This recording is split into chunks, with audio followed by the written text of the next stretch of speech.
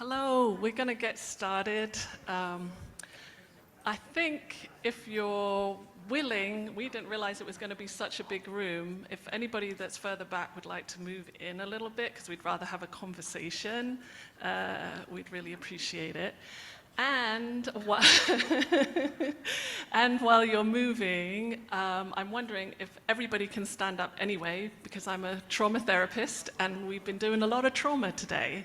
And I'd just like us to just take a moment and move. I tend to jump, but you can stretch, yawn, do something to kind of move all of this trauma through our bodies, activate our polyvagal system, and yeah. Yes, I like to shake. We don't always want to be down-regulated when we're working with trauma, so but it is important for us to be connected. So, all right. We good? All right, thank you. So, you want to start? Good afternoon, everyone. My name is Ebonee Davis Hayes, and I will serve as the moderator for today. I'm going to allow us to introduce ourselves, but I'll begin. My name is Ebonee Davis Hayes. I'm the Director of Reparations at Virginia Theological Seminary, and I come to this work as a daughter, as a mother, as a wife, as a sister, as a cousin, as a member of a very big family where my grandmother, who's 101 years old, is the matriarch. Yes, right. Yes. And that is what fuels my work and how I do my work and how I engage with descendants, because I know aunties and I know big mamas and I know Uncle Charles and Uncle Rodney, and I have a favorite cousin, and then I have another favorite cousin who doesn't know about my other favorite cousin. So I know Black family dynamics, and that is what informs how I engage with descendants in our reparation program. And the way I approach descendants is how I would hope someone who was coming to my grandmother and saying, hey, as this institution, we've done harm and we know nothing can make it right, but we're trying, and this is how we're trying. Will you engage in a relationship with us? I do that in a way that I think she would receive it. And so far, that has helped us move the program along. But that is what informs my work. That is a bit of who I am. I am a mother of all 3 boys. My oldest are 19, they're twins, and my youngest is 1.5, so took a little break. But that is who I am. Our head of research is on Zoom. Her name is Maddy McCoy. She'll take a moment and share what brings her to this work when it's her turn to speak. But I'm going to turn it over now to Simone to let you know a bit about her. Okay. So I like to talk about this work and a little bit about my history, partly because people don't always know where I'm from. I am from the UK, but my heritage is firmly based in the US. I am mixed race. My dad is Black from Oklahoma. My mother is white from the UK. And I think I do this work for my grandmother, who was a school teacher, wanted to be a school teacher, but worked in the homes of other people, because when they went to the bank to get the money to send her to college, there was no bank account, even though my great-grandparents had been paying money into her account. I think 5 generations back, my great-great-grandmother was purchased out of Alabama by Creek Native Americans and moved to Oklahoma. And upon emancipation, my family was given citizenship in the Creek Nation. So that's a little bit about my history and how I come to do this work. I'm also, I don't know if we said our name, Simone Jacobs. I am a trauma therapist. I work at the intersections of race, gender, and intergenerational trauma. And I'm also a PhD student at Howard University. I'm writing my dissertation right now, so pray for me, please. And so there are a lot of ways that our lives and lived experiences and those of our ancestors inform what we do and how we do our work. And we hope to share that. That will be evident in our presentation today. So I am going to begin.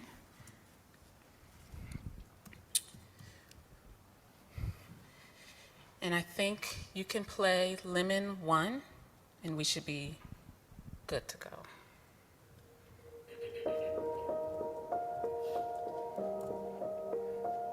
Millie, Sophie, Julia Parker, Carter Dowling, Harriet Stewart McKnight Shorts, Burr Shorts, Joseph Terrell, Philip Terrell, Henrietta Henny Tate, William Tate, Matilda Dixon, Nathan Dixon, Albert Fortune, Wallace Wanzer, Elizabeth York, Ann Curtis, William Russell, Lewis Washington, Bernie Bunny McKnight, Pleasant Green, John Peters Sr., John Peters Jr., Jacob E. Terrell, Cora Lena Terrell, Rebecca Terrell, Norman Roy Sr., Leon Strange, Robert Archie Strange, John Samuel Thomas Jr., Charles Wanzer III, Emonia E. Lewis, Joseph Wanzer, Fanny Sims Wanzer, Daniel Wanzer, Llewellyn Wanzer, Joseph Wanzer Jr., Daniel G. Sims, Wilmer B. Henry, Willie Mae Carter Henry, John Wesley Casey Sr., George H. Casey, Charles Casey, Ada Virginia Casey, John Wesley Casey Jr., Herbert Casey. To the families of those named and unnamed, I am humbled and honored that you have agreed to journey with VTS in this process. The labor of your ancestors and the communities they created were crucial to the establishment and growth of Virginia Theological Seminary. It is their legacy that we hope to acknowledge and honor with this work. And we have you to thank for making it all possible.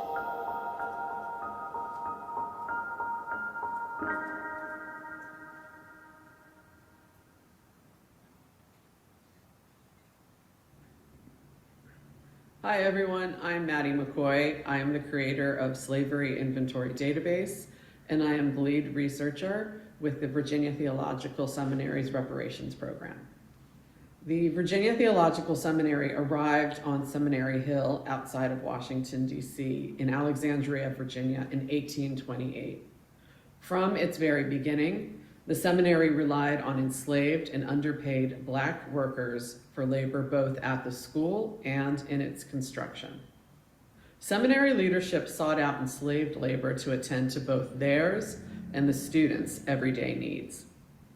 The reparations program's effort to re-examine the school's official recorded history is an attempt at repairing its historical wrongs.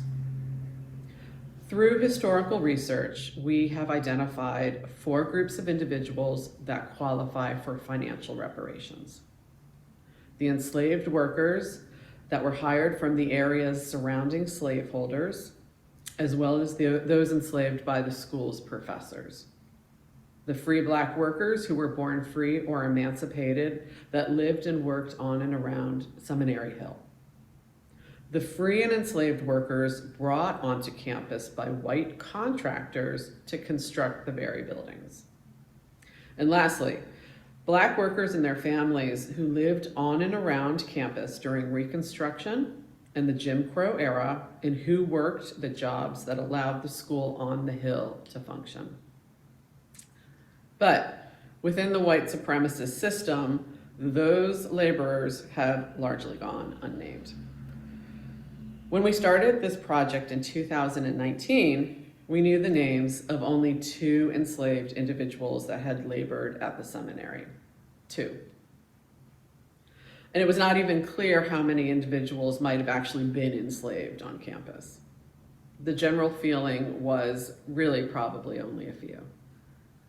Using available records, including census, tax, and institutional documents, the seminary's reparation program has worked to undo the erasure of those names. We now know the names of 311 enslaved free black laborers and post-Civil War black laborers.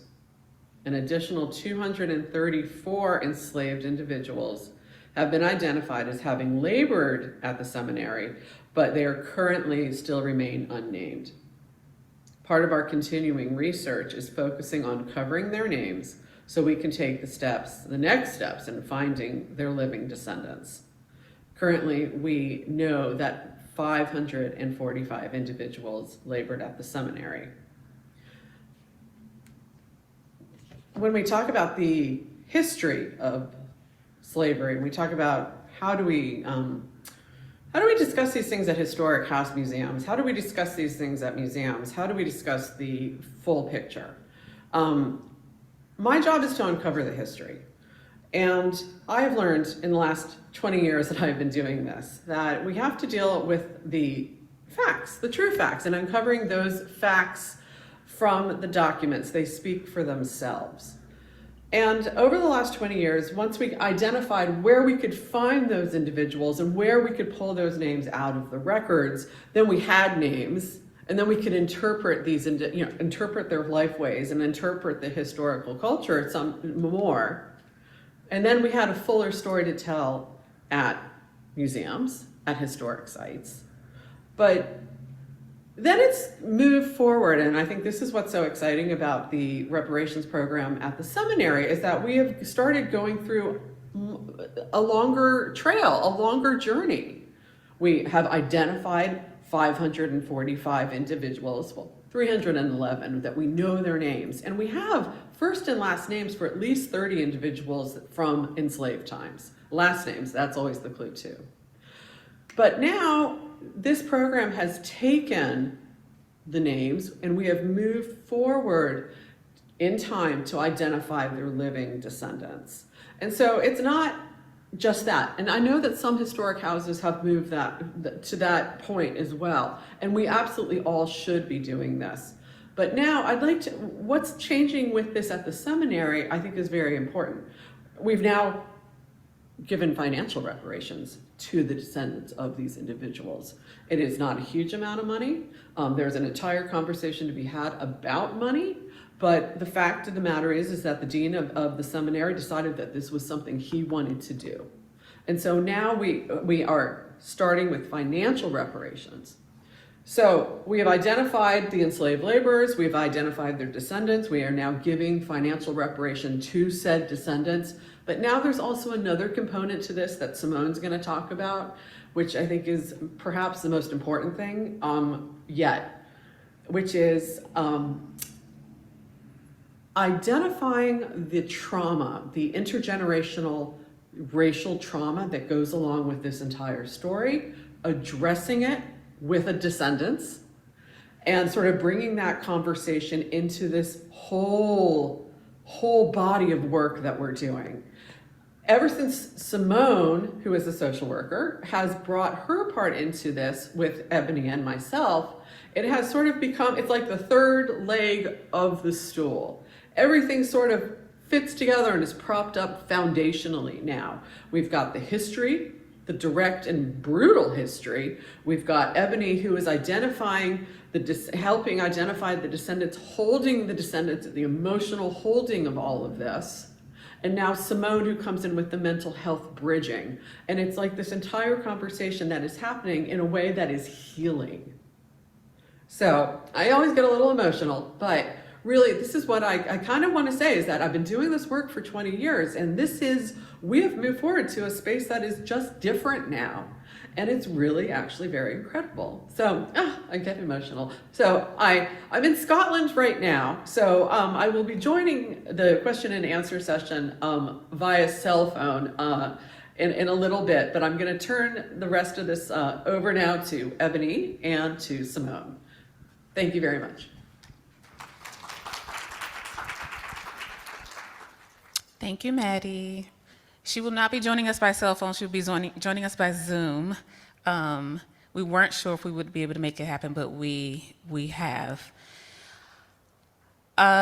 So there's no way to give you a full rundown of how this very complex program works in an afternoon like this. So I just want to give you an overview of how we began, which is in 2019.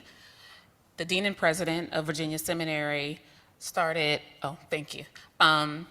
created an endowment. It was $1.7 million at the time. It has now grown to $2.8 million. And the intent of that endowment was to research and uncover the institution's history with slavery and pay financial reparations to the descendants of those enslaved and Jim Crow era workers and laborers at the seminary. So that means, in simple terms, any Black person who labored at Virginia Theological Seminary between the years of 1823, when it was founded, and 1951, when it was integrated, or I should say, when it admitted its first Black student, because integration is a stretch. But any Black person who labored there, whether they were an enslaved person laboring, whether they were a free Black person during slavery hiring themselves out and laboring at the seminary, or whether it was after emancipation and they were hired there for low wages, up until the year of 1951, their descendants are eligible for reparations through the program. Finding that descendant group was very easy for us. They literally live across the street, like across the street. And they are a tight-knit community that is still very close to one another today. And so one person heard about it and then it spread like wildfire. So we were able to find descendants immediately, which then meant we started to pay reparations immediately. Like the research was ongoing while we were engaging with descendants and making payments right away, which did one big thing for us. It gained us trust with the descendant community. It let them know that we're serious. The money is small.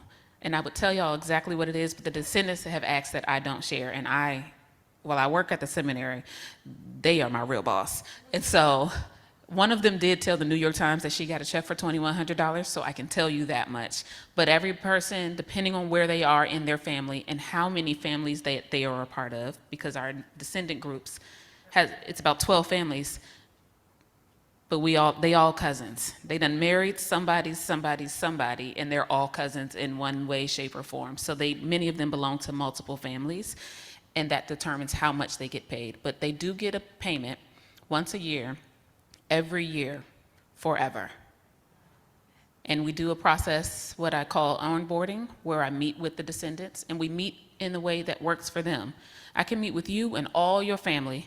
I can meet with you and just your siblings. I can just meet with you. You tell me what you want, and that's what we do. You can come to campus, and we'll have lunch, and we'll have a meeting. The dean can join us, and you can hear his song and dance, and he can make his formal apology. Or if you don't want no parts of coming to campus because it's too much harm there, I understand that. You want to meet me at Panera Bread? Can I come to your house? What works for you? That is how we engage in this work, because it is descendant-led and descendant-focused. And so in that, I can only be as transparent as they want me to be. So going back to, I'm not trying to hide the numbers, I'm honoring their wishes. But Linda told the New York Times $2,100, so y'all can take that and maybe do some math. So that leads into my point about this work being a trust. The endowment itself is a trust, and so it is set up in a way that can be passed on from descendant to descendant, generation to generation. So when I have those meetings, part of our paperwork is an agreement letter where they list out who they want their beneficiaries to be. It can be their children, it can be their neighbor, it can be their church, it can be the park down the street, it can be whoever they want, and then they can come back next year and change it. It is completely up to them who their reparations goes to, which can be tricky depending on the family, because some people might want to keep it in the family. Some people might not agree with what their sibling is doing, but these are conversations that make this work complex and slow, but it's necessary to have because we want their wishes to be honored. So we deal with the weeds of that. And once they spell out their wishes and what they want to happen to the fund, we sign it, the dean signs it, and then they can change it at whatever time they want. It's a living document, just as the program is a living program and the research is living and ongoing. So in addition to it being a financial trust, it's also a moral trust where the institution is trying to make material repair with the finances and also moral repair with saying, we're sorry, we did something gravely wrong, and we know that there's no way to right it, but this is an attempt. And in addition to this money, we would like to build a relationship with you. Your community, your ancestors literally built the institution that is now standing 200 years later. And we are grateful for that, but also want to take responsibility for that work and enter into a relationship with you. And that's the slow work. That's the intentional work. There's no prescription on how that is done. Every single person has a different opinion or a different level of engagement. There are people who don't want the money at all and say, that's too late, too little, that's blood money, get out my face, leave me alone. Yes, ma'am. Call me if you change your mind. There's people who say, I don't want to come to your program, I don't want to go to your fancy dinner, don't put my name in no articles, don't have, leave me alone, but I'll take that payment every year, and I'll call you if my bank account changes, but otherwise don't call me. Yes, ma'am. Then there are people who are like, can I come work with you? I want to volunteer. I want to be there every day. I'm going to have lunch. And they want to be fully a part of the community. And they come and have lunch every day on campus. And they meet the seminarians. They meet the students. They sit in on classes. We have 3 descendants who are currently enrolled at the seminary because as part of their program, they are able to come to the seminary free of charge. And so they are, one is in a doctoral program, 2 are in the master's program, and there's another who will be starting in the fall in the doctoral program, all free of charge. It is a residential seminary. One of our descendants who is in the program, in the master's program, and I know he won't mind me telling this story. Him and his wife took in their great nephews and are raising them. They're 10-year-old twin boys. And it uprooted their retirement plans and retirement funds. And so being able to live on campus for the next 3 years free of charge with housing and schooling for these boys has changed everything for them. So there is a stretch of that small financial portion that goes when the descendants do enter into relationship with us that has a reach far beyond what that money is. But to finish that, in addition to coming to campus and coming to the school for free, we also have 2 scholarships that descendants are eligible for. It's just first come, first serve. You don't have to qualify in any other way except that you're a descendant. And you don't have to be the descendant that's receiving the payment. People are applying for it for their grandchildren who are seniors in high school so that they can have that money ready to go when they're entering. So there's many different ways that they can access perks, if you will, of the program that are beyond the financial piece. And then another thing that we have engaged the descendants on is the memorial. I believe one of the pictures in the slideshow is a sketch of the memorial that was just approved. We received 3 proposals after years of feedback from the descendants that they wanted to see something akin to a wall of names. They'd never commented on design or anything like that. They just wanted to make sure their ancestors' names was somewhere etched in stone, never to be forgotten again. And so that is the feedback we gave to the artist that was chosen with the descendants' feedback. And that is what will be hopefully breaking ground sometime this year. We just approved the location and the design. And what's beautiful is it's a mother-daughter team, a Black woman and her Black daughter. So we have generations of Black women telling the story of generations of Black people that labored at this institution, and they are from DC. So there's a lot of ways that it is intentional work. And And that was a collaborative process with the descendants. So in conclusion, because I really want to get into conversation about this because it's much easier to talk about it and answer your questions and to see how things are happening in your context versus ours. I want to leave room for that. I just do want to say the amount of emotional labor that goes into work like this is something that you cannot anticipate or quantify. As a Black person doing this work, any moment you're like, could my ancestor's name come up in this next bit of research? Is that my cousin George, or is that just George? Like, you never are sure. And so there's a connection there that makes this feel personal to me because of how I was raised in the family that I'm a part of. And then there's the potential connection because as a Black person in this country, we all have this tied legacy of slavery. And so it's not easy work.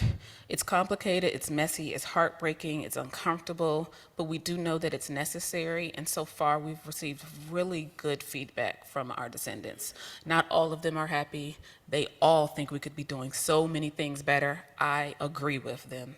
There's much more work to be done. But we have learned that if we prioritize our primary intention of the program, which is to build relationships with the descendant community, and help shape a more accurate narrative of the seminary's history as they take a step towards acknowledging the material consequences of their role in slavery and segregation, that we can make progress. And we know that there's no one right way to do this work. Each family, each individual descendant, and their children have their own expectations, opinions, and personal relationship with the history of the institution and with their ancestors. But at its core, our work is simply about a chance to help this institution right its wrong, which, as a Black woman who's not Episcopalian and has no connection to the Episcopal or Anglican Church, or Alexandria, Virginia for that matter, it is tricky to stand in the middle of this white institution that has done great harm, and work on behalf of them to bring some type of upliftment.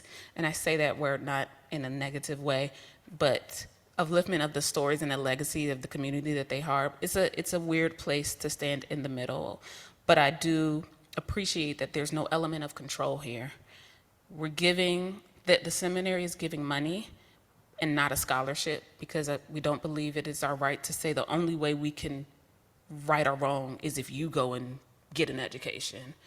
These are lost wages. If we were paying you a paycheck, we wouldn't pay you in a scholarship. We wouldn't pay you in a tax credit or a land grant or housing this or that. It would be cash. What you do with it is what you do with it, and you'll get it again next year no matter what you do with it. And so because of that, I can clearly engage in this work and extend a hand on behalf of the seminary and hope that the families will extend their hand and enter into relationship with us in return. And now I will turn it over to Maddy.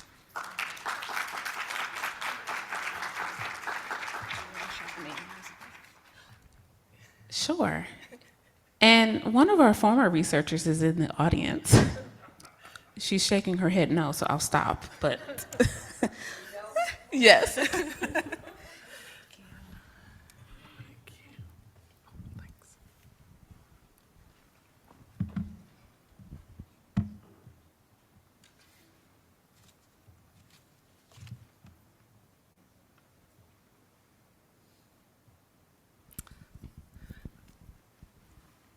So I kind of adopted myself into this program as somebody who's done a lot. My background is working with survivors of childhood abuse and neglect, and particularly, like I said earlier, working with Black women at the intersections of race, gender, and intergenerational trauma.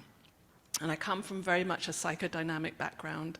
A lot of what we talk about now in mental health is mindfulness, and I feel like that misses out how we make meaning of our traumatic experiences. So the things that happen to us in childhood continue to have an impact on us through the rest of our lives.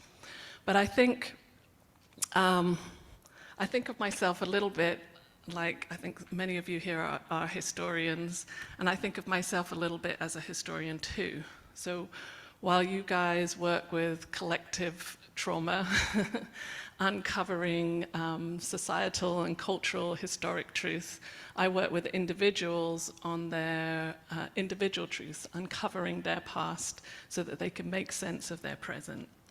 And I think that I'm doing my clients a disservice if I'm not also connecting what happened to themselves within the context of their family history, and then putting that in the wider cultural history in which we can understand intergenerational trauma. So I say that as a trauma therapist, I help my clients to understand the meaning they have made of their experiences. And I tell them that I'm going to give them a language. I'll give you a language for things you've always known but never understood. But I want to say this about those who are historians, that I think that you are, from a trauma perspective, at the forefront of what is happening right now in our culture. Because I also tell my clients, if you don't deal with your trauma is dealing with you. And what is happening right now is the result of collective trauma. So we have to have a confrontation with our past in order to be able to move into the future with any kind of healing. And we haven't really done that as a community, as a country, as a culture. So I also tell my clients that we are black clients mostly, that we're in an abusive relationship with America.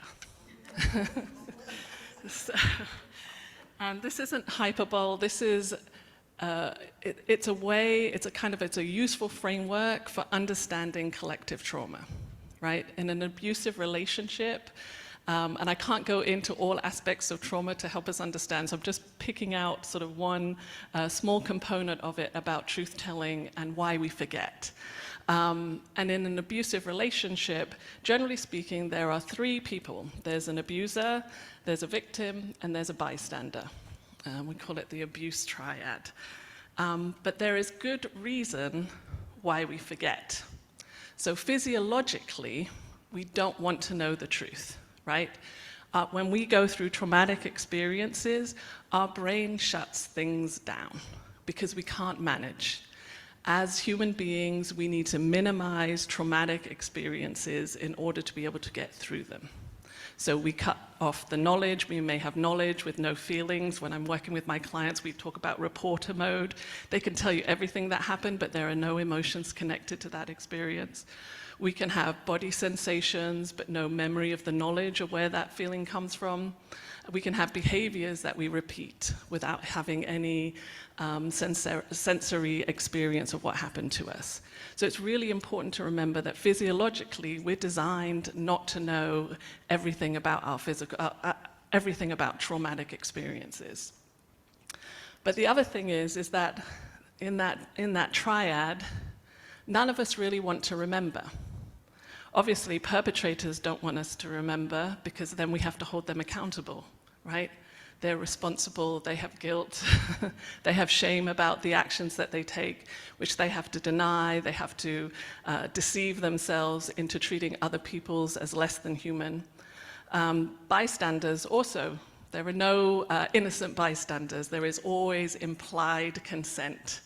So if you don't take an action to stop something bad that is happening on the part of the person that has been hurt, there is an implied consent that you have not said, no, this is not okay. So bystanders don't want to be implicated in any kind of abuse either, because they have a responsibility too. And then, of course, the last piece is why don't people who have been hurt want to remember the truth. And that's because it's painful. So when you talk to descendants who knew those who had been enslaved, and there are, I think maybe, I don't know if there are any, yes, there are a few remaining people who have that connection. They didn't talk about what had happened back then, right? They were just thankful to be free, and you had the skills, you had a family, you did what you needed to do to get by. We didn't talk about it. It was too painful. And when we think about abuse that happens in the current situation, it's the same thing. I just want to forget. But if we don't deal with our trauma continues to deal with us. It comes out in our relationships. It comes out in the way that we treat ourselves. It comes out in overwork or underwork. It comes out in substance use disorders and eating disorders and all of these kinds of things. So we need to deal with our individual traumas, but we also need to deal collectively with the traumas that we have perpetrated against each other. So, hold on.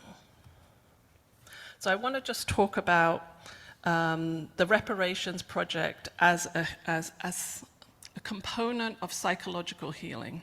As I said at the beginning, I'm not necessarily a big one. I think mindfulness and working up our trauma through our bodies is incredibly important. But we also have to have community. We also have to have connections. We are hurt in the context of relationships, and therefore we need to heal in the context of relationships. Most of us can make sense of acts of God. We are have a much harder time in making sense and making meaning of interpersonal relationships. And the closer that we are to people and the more authority that they have in terms of caretaking abilities, the more damage and the more betrayal that we feel.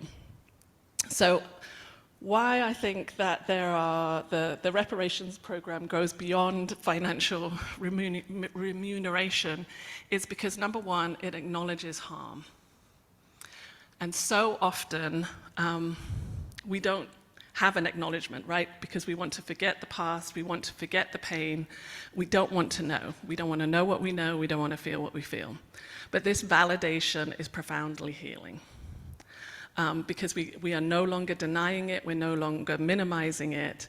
And as an institution, VTS is saying, yes, this has happened, and we benefited from this free and enforced labor. But it also does something else. It disrupts the gaslighting that comes from those who perpetrate violence. And stops, because I think that one of the things that happens with trauma is it exacerbates, it thrives in silence. So when we bring it up and we talk about it, we get to stop some of the manifestation of it continuing, right? It also, the second thing that it does is it establishes accountability. So everyone engaged in reparations work understands that money cannot undo historical wrongs, but the financial commitment demonstrates responsibility for healing. It's not about the dollar amount, it's about the recognition that those who benefited from injustice have a role in remedying it. I don't know whether Maddy will, I don't think we shared this story of one of the houses on campus being open. We did this, Maddy took a group of descendants on an impromptu tour around the campus, and one of the houses happened to be open. And one of the young girls, one of the kids, found the stairs to the entrance stairway at the back of the house. And it was, again, profoundly, I'm going to say that a lot, very, very moving for the descendants to be able to stand in that place and to face history directly, so that they physically occupied spaces where their ancestors had been relegated to the margins. And again, just that moment, it was painful, it was real, but they felt really connected to that past, to those moments, to their people. And in that sense, the third thing that the reparations program does psychologically is it's creating or recreating community. Because the descendants will tell you how much fun they used to have on campus many years ago when they were kids. I'm not so sure it was as fun as adults, but there was definitely a community that is now being recreated. So it's not just transferring resources, it's building relationships.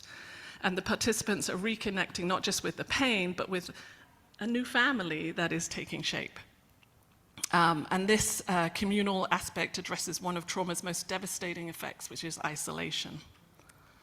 And it's always amazing, and you've seen some of the pictures here, to see how people are connecting. When they come in and they see at the gala once a year, they lay out the family trees, and it's just, people are, I've never seen people spend so much time sort of tracing things down, adding little bits of paper, filling in stories, connecting in, and with people that some of them knew, but most of them, they didn't know who these people are, but they begin to see how they're related, how they're all interconnected, and it's just a wonderful experience to watch people connect with that. And I remember one guy, I don't think he was actually a descendant, but he was at who was the partners of one of the people at the event, and he said, when I watch people come from Dominican Republic and they live here and they get to put their flag on, like, I want to know what my history is. Like, coming here and seeing this happen and seeing how people are really proud, although not everybody, it's just, you see the joy, and that is more healing than any therapy could be. And then the fourth thing, the way that the reparations program, I think there are probably a ton more, but I'm just highlighting 4, is it's transforming the institution itself. The descendants are on campus, they're interacting with the seminarians, with the professors, with the people that are there. When we did a class, what was that called? What's that? Yes, we did. We were letting the seminarians know about the program, and we asked them how many of you knew about the program before you came, and how many were influenced to come to this program, to the VTS program, because of the reparations program. And I would say, like, about half of them were influenced to come to the institution because of the program. And so, when I think about what that does, right, these people are going to be in this program, but then they're going out to other communities, right? They're going out to other places around America and even around the world. So the impact of this program is far greater than the financial compensation. I'm not going to say remuneration anymore because I can't say it. So.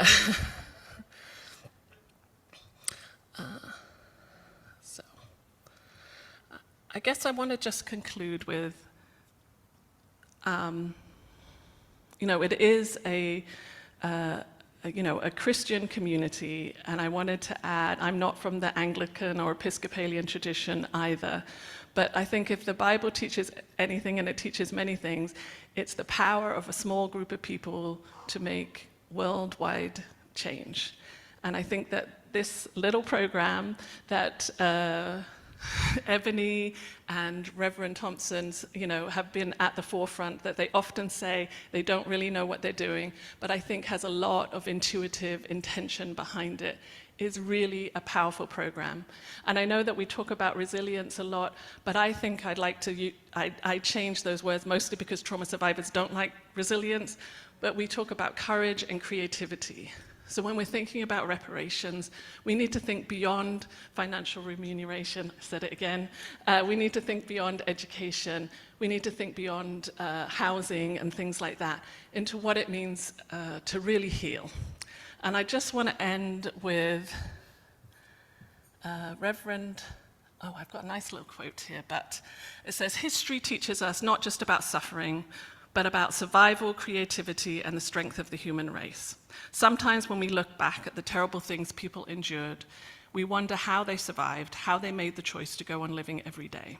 But we are here today because so many refuse to give up and because so many people refuse to die."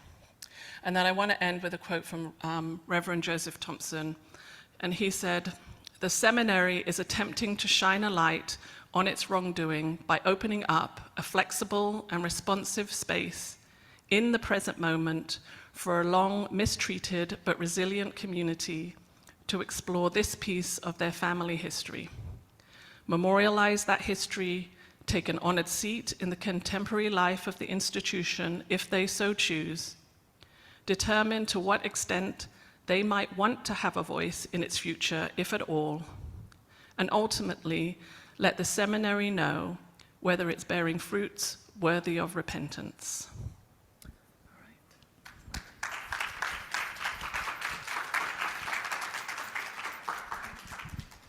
So now we'll do questions, conversation. We would love to hear what things might be. I don't know where we are with time, so I'm like, we would love to hear. We don't have any time. We would love to hear how, like, things that are happening in your context and in ways that we can learn from each other, because we also are very much building this plane as we fly it. And so while there are things that I feel very confident in how we're doing, there are other things where I'm like, we could definitely do this better. So we're here to learn as well as share. And we've got Maddy. Oh, yes, and Maddie's here. I thought it was interesting because I was raised in the Episcopal Church in New York on Long Island, and I go to Episcopal Church in Richmond now. So I'm very familiar with VTS. A lot of our priests go through there. And I have just recently, because you don't think about it when you're a kid, you go to church, and it is a white religion. My church was predominantly white. My present church is now. And so kind of reconciling, okay, where do I see myself in this faith? But they have been doing some work. I'm involved on the diocesan level with their meetings and everything. And there's one book in particular called The Church Cracked Open. You're right. And they really kind of lay it out there. But it is like, wow, I'm a black person in this church, and like, what am I doing here, basically? But then on one hand, because of the way I was raised, I don't necessarily fit in the black church either. So I'm kind of out here swimming, and I'm adopted, and a lot of, I don't know where the hell I belong. Would you want to respond to that? I was going to say you belong where you belong. Yes. I mean, you know, I do go to church and I struggle, sometimes particularly here in this country. But the other day I had a realization, that's their sin, that's not mine. So I have other shit I need to deal with. But that's not the one. But I have to manage the consequences and manage how I respond to the ways that they treat me. That's the lesson I've learned in this work too, because in the beginning it was very hard, and I would get emotional talking to the descendants because I felt embarrassed and ashamed to walk alongside them and discuss their family history, and then to pull out the paperwork and it's such small amounts of money, or it just felt so not enough. But I had to learn, if it was up to me, it would be more, but it's not. It's not mine to carry. It's not my shame, not my guilt. I'm entering and hoping to do something different in this space. And so to take on the weight and the shame and the history of this institution is not fair to me or to the descendants. So I second what she said for you too. I'm an Episcopalian too, but not a cradle Episcopalian. And I might ramble here, so please forgive me. My current rector was raised in Alexandria and went to VTS. He's a very young guy. I'm a co-leader in our racial justice, becoming beloved community in our church. He has to walk a very tight line. Our congregation looks a lot like me, except for two people. He has to walk a very tight line between people who are more progressive and liberal like me and people who are still gaslighting. When you said that resonated. That don't want to feel guilty, don't want to have to go back through. But our rector is walking the walk from the pulpit, and I remember when 6 or 7 years ago when VTS did this, and it was just very gratifying personally. Thank you. Yeah, thank you. And there are still people who don't want this program to exist. And that is one of the things that we have to learn how to deal with. And I think one of the reasons why this conversation is so hard to deal with is because it puts white people into a place of guilt and shame, and people are made to feel bad about themselves, and nobody universally wants to be made to feel bad about themselves. And so that, and it also brings up issues of shame, guilt, humiliation, and again, with shame, nobody wants to deal with that. And if we don't bring that into the conversation, it becomes a very difficult conversation to have. Because we don't want to be uncomfortable. And so when I do workshops for like people's sacred ground groups and things like that, I let them know, go ahead and accept that you're going to be uncomfortable. You're going to feel the shame and the guilt. Give yourself the grace to just know that you're going to get it wrong. And as you enter in this work, you're just going to stumble through it, and that's okay. There's no blueprint. Had someone gotten their act together many moons ago and done this, we might have a blueprint, but we're making the blueprint now. So it's okay if we don't have it right. It's okay if we mess up. It's okay if the descendants tell us this is not what we want and we don't like the way you're doing it. What's not okay is to power through it without engaging that feedback. So knowing that you're not going to get it right, knowing that all those feelings of shame and that fear of failure and all of that is going to come, if you just go ahead and give yourself permission to let those feelings come, then maybe we can step past them and get into actual action and work. So that's the advice I give whenever I'm talking to groups who are like, we just don't know where to start, or we just want to make sure we have all our ducks in a row. You never will. You never will.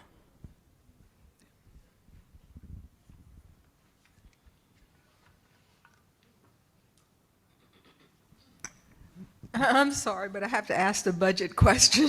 Oh, please. It's just, I can't get rid of it out of my head. Go for it. Okay, as each descendant passes away, and that their portion of it, is it divided among the heirs? And so it becomes smaller and smaller over the generations? Is that how it works? Not unless that's what they want. So it can, I'll use my family as an example. I am one of 3 children. So if my mom was a shareholder, which is the person in the family getting the reparations, and she left it to her 3 children, then her share would be divided 3 ways to the 3 of us. So over time, is that kind But of...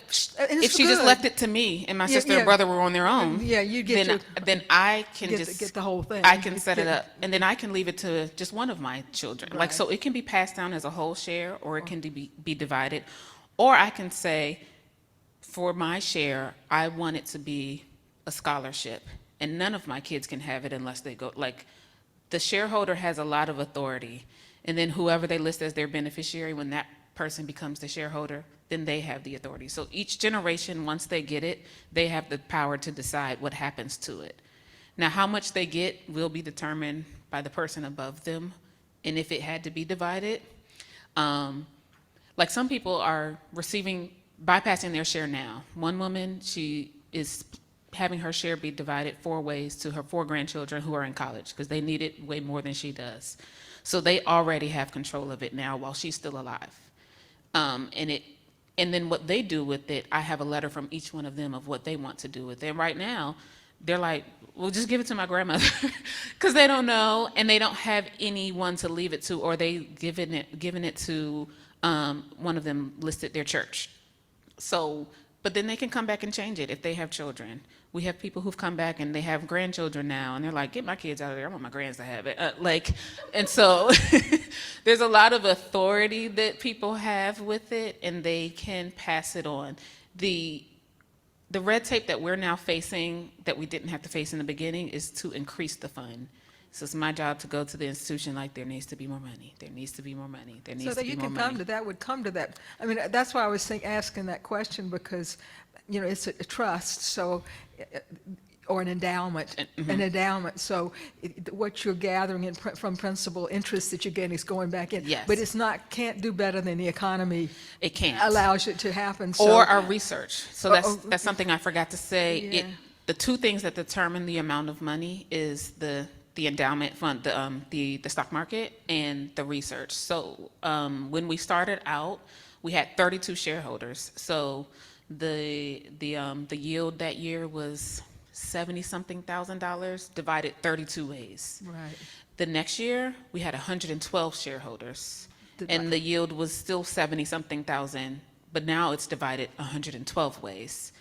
And then the next year, I think it did much, much better, and it was 110 or so thousand dollars, but now it's divided 124 ways. So it is contingent on what you've got to start Yes, with so always. this- So you can't, This You fiscal can't year is go the first year bankrupt. that the money grew and the research didn't. So our shareholder numbers held at 237, I think we're at, and the money grew, but that number of how many people needed to divide it did not grow. And so now, again, like I said, it's the job to grow the money, because the research is always going to grow. We have 545 identified laborers.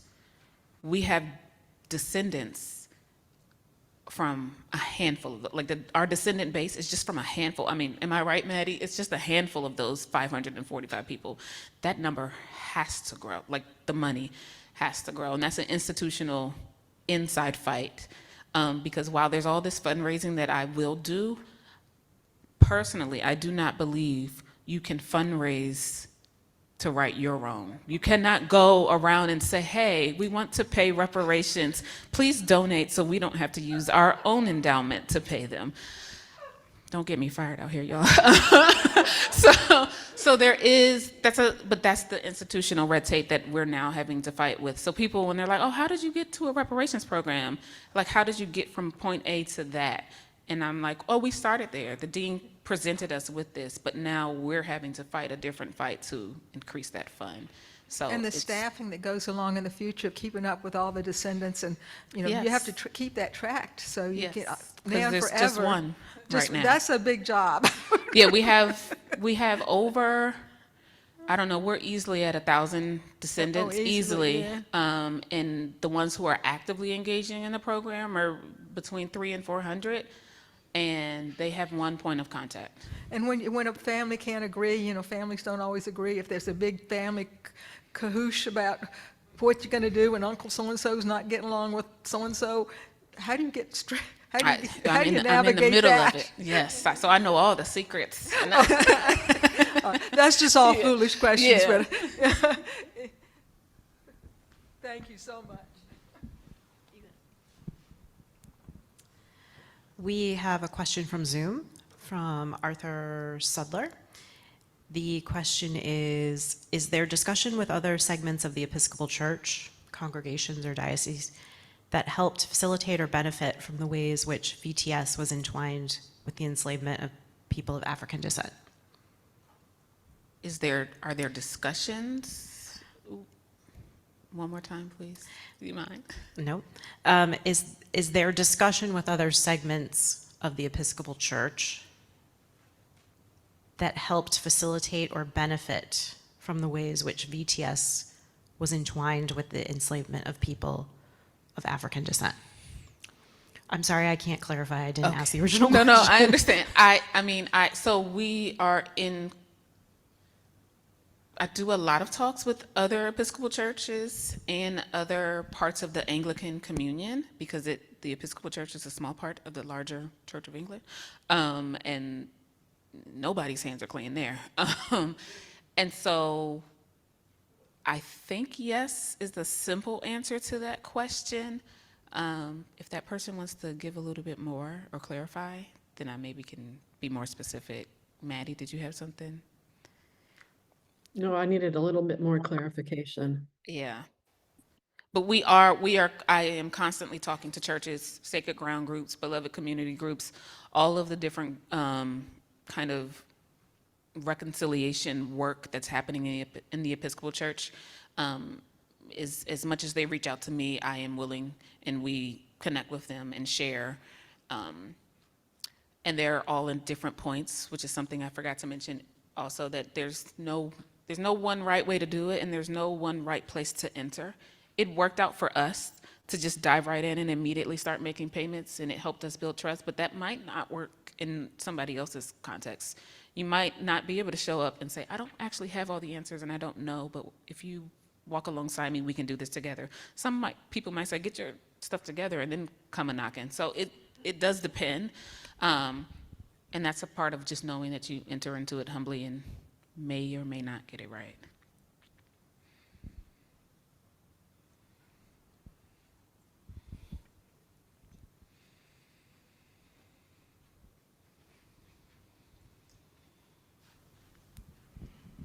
I applaud that the decision was made to give money. Because so many times you hear the argument against this as well, they're not going to know what to do with the money. They're going to spend it irresponsibly. And it's like, but you owe the money. I applaud that not only that, but you have other benefits too. That's not the only thing, that there's other benefits that go to that. I applaud that. I think that's great. Thank you. I was going to say, Ebonee already really said this, but Reverend Thompson was very clear when Dean Markham came to him and said, hey, we have this pot of money. And he said, you don't hurt people and then tell them how to heal. So he was like, this is not going to be assigned through, if the descendants decide that they want to do grants, if they decide that they want to do, put it towards scholarships, that's up to them. But we don't hurt people and then tell them how to, right? If they want to waste the money, that is okay. Like, we don't get to decide how we do that. So yeah, he was very, very clear, which I think was very influential in how the program was set up. You have to remove that control. Yeah.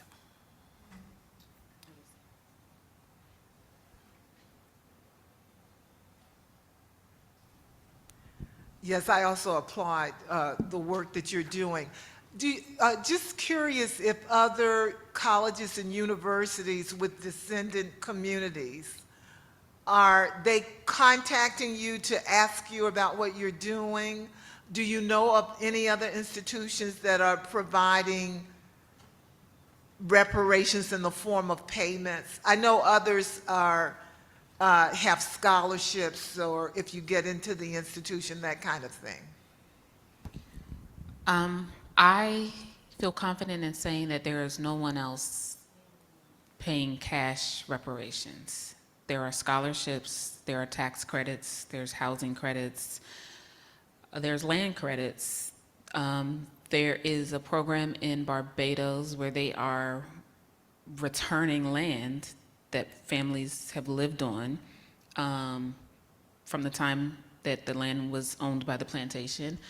And now they are in conversations of letting them own their like little plots of land where their family house has been. That's probably the closest thing to cash, but it is not cash. And so, yes, I know I've done panels and things with Georgetown University, which and and people from in Illinois, Evanston, where they are doing the tax and housing credit, and in California, I think it's Bunce Beach, or I'm saying it wrong. Say that again. Boynton? No, no, it's like it's Bunce or Brunch Beach. I'm saying it, but it's something like that where it was a black family that owned this town, and then the city took it and all this thing, and now they're leasing. The family now owns it, but it's been developed and everything, and so now the family is leasing it to the city, and they are making all that money for themselves. So that's a close one. But as far as we know, nearly 6 years in, we are the only institution making direct cash payments to individuals, no strings attached, on an annual basis. So it's not like a one-time thing. Can I say something real quick? Can you hear me okay? Very good. Okay, great. I think it's also important to note that there are a lot of different ways that could happen in America today. And I think that there are, there's Evanston, Illinois is one. VTS is one. Bruce's Beach, somebody just pulled that up. Thank you. That's exactly right. But I think that there is a lot of obligation. We look at universities, there's programs right now of slavery at universities and in institutions doing research to find their enslaved. What hasn't happened, which I would love to see happened, is actually a movement of historic houses. I'm not sure it would ever happen, but a historic houses that actually identified their enslaved populations and reached out to descendants with a financial reparation attached to that because of coming back to that, and also the land. There's all sorts of ways that these things could be happening with a lot of different kinds of thought and creativity.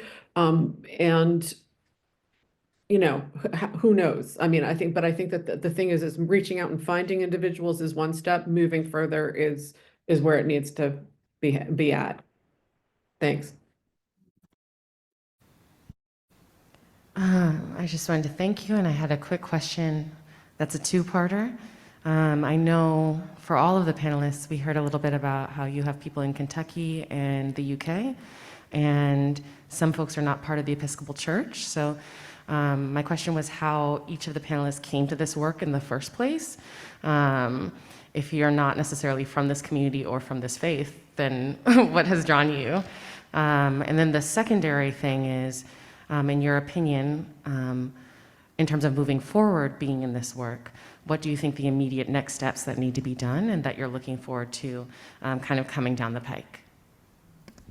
Maddy, you want to go? Since I can go real quick, sure. I actually wanted to say to the first woman who asked a question, when she says, where do I belong in all of this? Because I'm adopted. I'm adopted. And this is why I do this work. And it is reconnecting families. It is finding people and bringing families back together. That is why I do this work.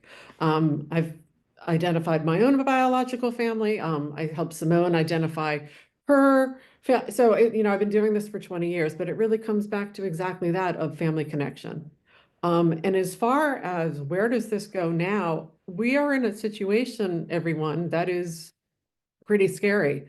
Will this work be allowed to move forward? I think that would be the question that I would have to the group and to the room as a whole, is that is my biggest concern, is not what we do next, is if we can do next.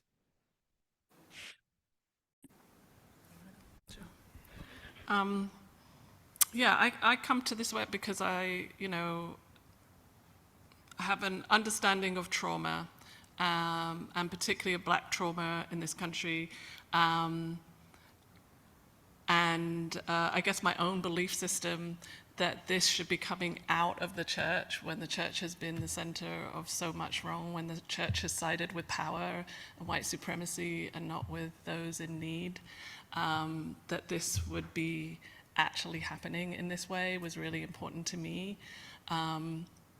And also, I believe that if we had more of these collective community programs, we wouldn't need so much therapy.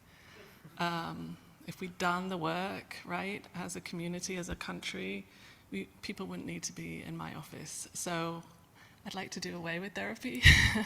But I mean, I know some people are always going to need a little bit of support, but if we can do this in the community, and many people can't afford the time or the finances to go to therapy, so programs like this make all the difference in people feeling connected and people starting to heal. And also, I think, again, while it's a cash program, there are so many things that are creative about the way that they're doing reparations and understanding, like, maybe you don't have the cash right now, but what are the other things that we can do to support this community, to support descendants, to take responsibility, to hold ourselves accountable. So yeah, that's a little bit, I could go on and on, but I also, I guess there's a part of this which is that I take a very non-pathologizing approach, right? I don't want to diagnose anybody with depression or substance use disorders and things like that, because most of the time there is a reason why people are coping in that way. And if we can deal with the trauma, then we don't have to manage our responses in those ways. We can find healthier options. So this, I think, is just a wonderful program. And they're wonderful people too, so. yeah, our descendants are lovely. Like, I call them family. I call myself all of their favorite cousins. And so I come to this, like I said, because more than any schooling or education I ever had, my family taught me what it means. Like I said, my grandmother is 101. She is the youngest of 13 children. So I have cousins for days, from great aunts and uncles that I never met because they had passed before I was born. I have cousins where I don't know how we're cousins, but someone long ago said we're cousins and that's all I needed. We might not literally be cousins, I don't even know. And then I have cousins where we can sit down and walk through the family tree up generations to find that link of how we're cousins. And in that respect, I am able to engage the descendants and feel moved and connected to them where they know in their family that they are 10 children splitting their one mother's check.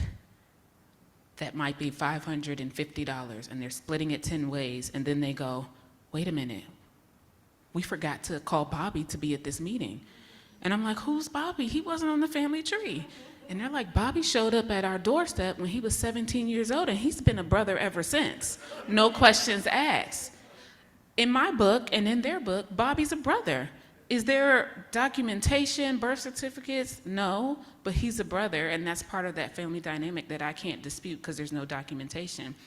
And so now I'm sitting here crying because they already getting $3.50 each, and they want to split that with Bobby. And so that is what keeps me in the work, because these families are delightful and crazy. It's it's all the good, bad, ugly, but it makes it feel less like work. So yes, all of that. And what's next? More investment from the institution. There should be a true office that does this.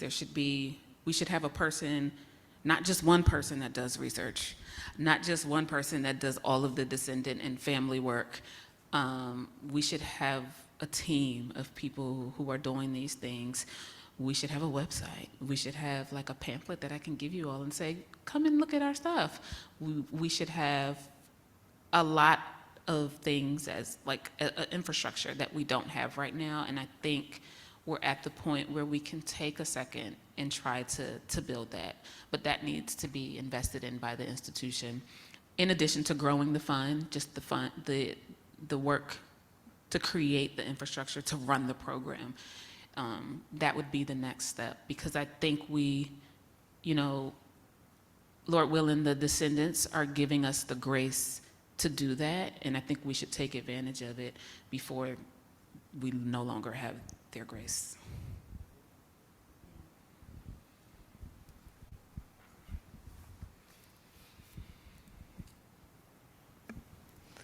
Thanks, you guys, for being here. Maddie, hi. It's Elizabeth. So I had the great fortune of being part of that wonderful team before I came to William & Mary, and I learned so much. I would not be able to do the work that I'm doing now without what you guys provided, and I truly, truly am thankful and very blessed to have been with you guys. And I don't really have a really good well-formed question, and it really goes more toward the research part of it, because I'm the genealogist with the Bray School Lab, and Maddie, I think, I've learned so much from you. I definitely feel like you're a mentor in this work. And I love the fact that we're talking about the relationships. I love the fact that we're talking about just the benefits of the program. For me, my question is, just what were the surprises in some of the research findings, and where? Because this is where, this is kind of how I enter into this work. It's just like, where do you find the darn records? And oh my goodness, how do you sit with those big surprises when you didn't expect to find that name pop up that day? Hi, Elizabeth. We miss you. Yes, yes, yes, yes. I think that every institution has their own challenges for sure. What survives, what doesn't survive. As far as what happened was that VTS was, one record book from the 1830s and 40s was left over, and it was really somebody's, financial day-to-day book, which was incredibly helpful, but that was it. And so what we had to do was actually sort of reverse engineer the entire time period, everything. We had to reverse engineer through documentation, be it census, tax, road orders. We had to recreate a community in the 1830s, essentially, to start there. And we looked at slaveholders. We've done a lot of work in Northern Virginia already as far as indexing historical records, probate records, deed books. So we actually have in Fairfax County a slavery index with 60,000 individuals that we could actually turn to and say, okay, so this is a slaveholder. We know in 1830 we had 3 people enslaved to hired at VTS. Perhaps we have these 3 individuals of Mrs. Mason. Maybe we can make some connections. So it's sort of backfilling a little bit, and it's recreating a community. And from there, we sort of follow different leads. And every institution is a little bit different. This work, though, is the same across the line. And this is where I always go, but actually, because individuals were chattel slavery, we are talking people were worth financial amounts. So we follow the banking records, we follow the financial records. That's how we follow people. The stark reality of this. So if we have financial records, that is a way to break in, just to crack open the story, so to speak. There have been some really interesting things along the way, but what has been the most miraculous thing, I think, is that we have people on the ground today who are still neighbors in Alexandria, and they thought that their ancestors had worked there maybe in the 1930s, maybe in the 1920s, but we've been able to start bridging records from enslaved times and from, Reconstruction, and kind of bridging over that wall of slavery and finding some of our families that actually didn't come in from other parts of Virginia and had been in Alexandria all along and had been enslaved at the seminary in the 1830s, 1840s. And kind of like the story becomes longer, wider, fuller. That's, to me, been the most exciting thing really in recent times, is when all that recordation starts to come together and you can start making these direct connections, that pool is becoming much bigger and much deeper. And when it aligns with their family history, like one of our families, the Adams family, for so long, Mr. Adams is one of the many Adams, and he would come to lunch every day, and then we would talk, and he would say, my people were always free. We were free. We've been free forever. We've been free, we've been free, we've been free. And I'm like, we hadn't gotten to his family yet, so I'm just like, okay, yeah, Mr. Adams, like, you're free, you're free. And then we finally sit down, and he's showing me all this stuff, and then, I don't know when that was, Maddy, but she found all this stuff of them being free back deep into the 1700s in Alexandria. And we were like, they were free. Like, They were free. It was like, I mean, he wasn't lying. Not that we thought he was, but The oral history yes, and the it's documentation.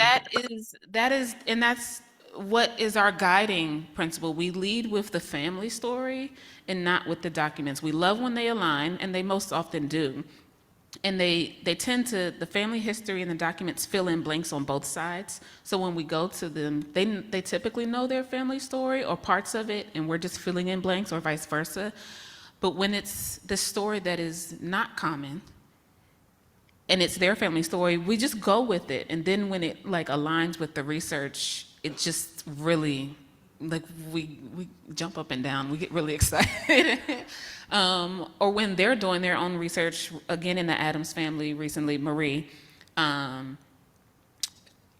came and met with us. I don't know what we were meeting for. We weren't onboarding her into the program, but she was doing all this personal research and had found all of this stuff that Maddy hadn't come across. And we were like, can we hire you? What in the world? Like, she had done all of this work. And so it just shows that there's a equal investment, I think, and that these records, as Maddy once said long ago that I love, the people in the records are, when they're ready to be found, then they are found.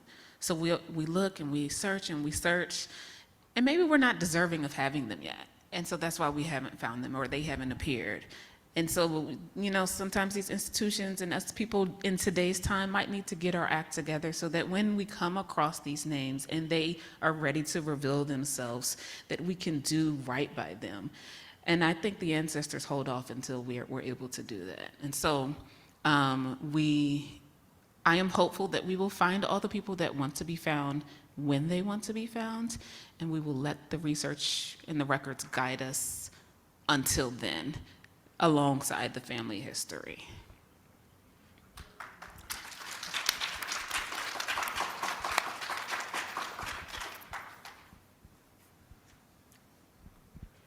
Any other That's it. questions? Question? Oh, yes, go ahead. Okay, Okay. that's fine. We're done. Thank you, guys. Yeah. Thank you so much. I didn't hear that part. I don't know. No, I was saying we're done. Done? So Okay. yes, we were Okay. just taking questions. Okay. Well, thank you so much for this amazing panel. I've read the article when VTS made the decision or whatever, but I didn't know a lot of the details about what you all have been doing. So this has been great. Thank you so much. Thank you. We always know there's going to be lots of questions Yeah. about the program, so Yeah. we leave lots of space for that. Yeah. And so I know this is not quite the end of the symposium. I hope that you will join us for a sunset celebration from 7 to 9 at Hearth Memorial to the Enslaved. If you need, it's on the main section of campus, 115 Jamestown Road. And we're going to have a good time there, do some celebrating, some reflections, and we have cupcakes. So, also before you leave, I want to ask that you please complete the evaluation that's in your packet. That will help planning for next year. So, please take the moment to do that. If you really don't have time and you promise, you can mail it. Okay. Thank you.